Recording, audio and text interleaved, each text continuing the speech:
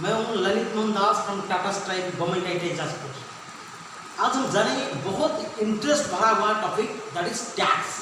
मुझे पता है आप लोग सब बैठेंगे जानने के लिए कि टैक्स एक्चुअली है क्या। Tax is the money people have to pay to the government. तो गवर्नमेंट टैक्स लेके करता है क्या? गवर्नमेंट क्या करता है? पहले तो इंफ्रास्ट्रक्चर बनाता है, रोड रेलवे ये सब लाइन बिछाता है, इस टैक्स मनी से। दूसरा है आपका हॉस्पिटल, जितना भी गवर्नमेंट हॉस्पिटल है ये सब बनाता है, कहाँ से? टैक्स से। तीसरा है आपका एजुकेशन, जो भी यूनिवर्सिटी है, स्कूल गवर्नमेंट का, ये सब टैक्स मनी से बना जाता है। नंबर 4 है आपका सिक्योरिटी, यानी कोस्ट गार्ड है, आपका पुलिस सर्विस यानी आर्मी, ये सब चीज़ गवर्नमेंट पैसा से भरा जाता है। नंबर 5 है जितना भी गवर्नमेंट एम्प्लॉई यानी सर्वेंट है, वो लोग जो सैलरी लेते हैं गवर्नमेंट पे करता है टैक्स मनी से। All this employees are working under government, they have been paid by government tax money. ये हो गया आपका गवर्नमेंट टैक्स लेके करता है क्या। दूसरा यानी सबसे इंटरेस्ट चीज है कहाँ कहाँ इन्वेस्ट करने से हमको छुटकारा मिल सकते हैं, यानी रिबेट यानी टैक्स से डिडक्शन मिल सकता है। नंबर 1 है national pension system NPS. Number 2, अगर आप हेल्थ इंश्योरेंस में प्रीमियम भरते हैं तो आपको टैक्स देना नहीं पड़ेगा। उसका बाद अगर आप रेंट देते हैं ऑफिस यानी बिल्डिंग का, आपका जो मैन्युफैक्चरिंग यूनिट का ऑफिस का रेंट भरते हैं तो वो टैक्स देना नहीं पड़ेगा।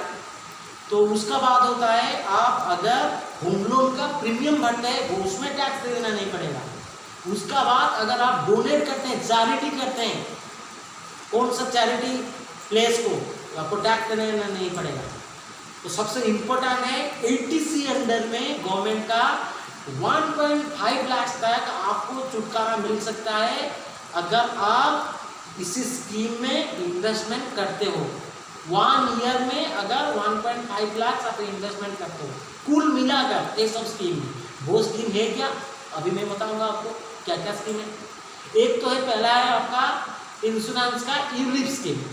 बहुत है यूनिट लिंक इंश्योरेंस प्लान में अगर आप प्रीमियम भरते हो तो आपको टैक्स देना नहीं पड़ेगा। नंबर 2 है ELSS, equity link saving scheme, that is under 80C। It is also a scheme of mutual fund, mutual fund का एक स्कीम होता है। तीसरा है tax deposit saving scheme. Tax deposit saving scheme bank में मिलता है, अगर उसमें आप कुछ इन्वेस्टमेंट किए हो तो भी टैक्स देना नहीं पड़ेगा। इसका बाद है PPF, पब्लिक प्रोविडेंट फंड। उसका बाद है EPF, एम्प्लॉय प्रोविडेंट फंड। उसका बाद होता है SSY, सुकन्या समृद्धि योजना। उसका बाद है पब्लिक पेंशन सिस्टम। उसका बाद होता है saving government saving scheme, that is SSC saving scheme.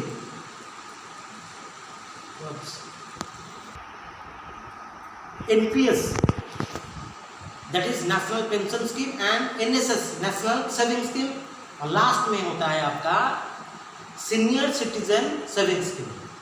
कुल मिलाकर ये जो स्कीम हम बताए हैं, अगर कुल मिलाकर आप 1.5 लाख से इन्वेस्टमेंट किए हैं तो उसमें आपको टैक्स देना नहीं पड़ेगा। तो चीज़ होता है कि अगर आप कहाँ से 5,000, कहाँ से आप 10,000, कौन सा स्कीम में 15,000, कुल मिलाकर आपका 1.5 होगा, उसका ऊपर आपको टैक्स देना पड़ेगा। तो उस स्कीम में अगर टोटल आप 1.5 लाख इन्वेस्टमेंट करते हैं तो आपको टैक्स देना नहीं पड़ेगा। तो ये हो गया आपका पूरा डिटेल्स। और एक वीडियो में लाऊंगा, उसमें आपको पता चलेगा किसका अगर इनकम 7.5 लाख है, किसका है 9.2 लाख, तो टैक्स कैसे हम कैलकुलेशन करते हैं। So how much amount a people और a small individual has to pay to the government, we have to know कितना अमाउंट आपको देना पड़ेगा। एक individual how much amount intended to give as a tax to the government, we have to know in the next video. Thank you so much for watching this video.